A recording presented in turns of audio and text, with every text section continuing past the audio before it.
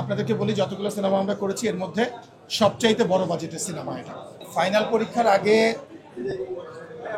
মনে হয় না যে আর একটা দিন পরে পরীক্ষাটা হলে আমাদের আরো কত পড়তে পারতাম। তো আমার ডিরেক্টরকে নিয়ে আমি এই বিপদে আছি।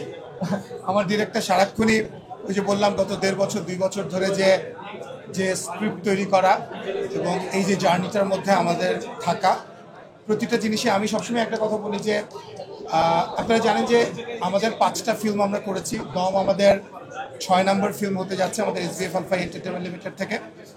এবং আমরা সবসময় বলি যে আমরা একটু কন্টেন্ট নির্ভর কাজ করতে চাই, গল্প নির্ভর কাজ করতে চাই, একটু মেথডিক্যালি আমরা সমস্ত কিছু করতে চাই।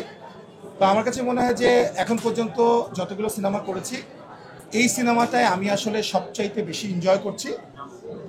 এটার একটা কারণ হচ্ছে আমরা যে মেথডের কথা বলি, আমরা যেইভাবে একটা গল্প তৈরি হওয়া উচিত, যেভাবে একটা সিনেমা তৈরি হওয়া উচিত এবং সেটার জন্য যে প্রসেস, সেগুলা গত 2 বছর ধরে আমরা এই প্রসেসটার মধ্য দিয়ে যাচ্ছি।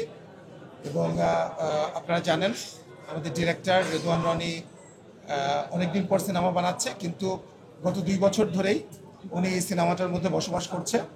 শুধু তাই নয়, আমার কাছে মনে হয় চঞ্চল ভাই, নিশো এবং আপনারা দেখলেন যে আজকে হয়তো আপনারা জানলেন যে পূজা চেরি যুক্ত হয়েছে, কিন্তু অ্যাকচুয়ালি এই প্রসেসটার মধ্যে পূজাও যাচ্ছিল অনেকদিন ধরেই। তো সবাই কিন্তু এই প্রসেসটার মধ্যে আছে এবং আমিও আছি। এবং ডিরেক্টর, আমি সবসময় বলি যে আমি হচ্ছি ডিরেক্টরস প্রডিউসার। সো আমার ডিরেক্টর যেভাবে বলেছে, ডিরেক্টর যে ভিশনটা দেখছে, যেভাবে করে প্রতিটা জিনিস অনবোর্ডেড হওয়া উচিত সেইভাবেই আমরা চেষ্টা করছি। তো অবশেষে যেটা বললেন যে ফাইনাল পরীক্ষা, তো রেজাল্ট তো আসলে কী হবে সেটা আমরা জানি না, কিন্তু আপনাদেরকে আমরা এইটুকু জানাতে পারি যে আপনাদের মনে আছে হয়তো যে আমরা যখন তুফান করেছিলাম তখন আসলে আমরা জানতাম না যে তুফানের মতো এত বড় সিনেমা বাংলাদেশে সেটার মার্কেট আছে কিনা, আমরা কিন্তু জানতাম না। সো আমরা অলওয়েজ রিস্ক টেকার, আমরা রিস্ক নিয়েছি এবং উই সাকসিডেড।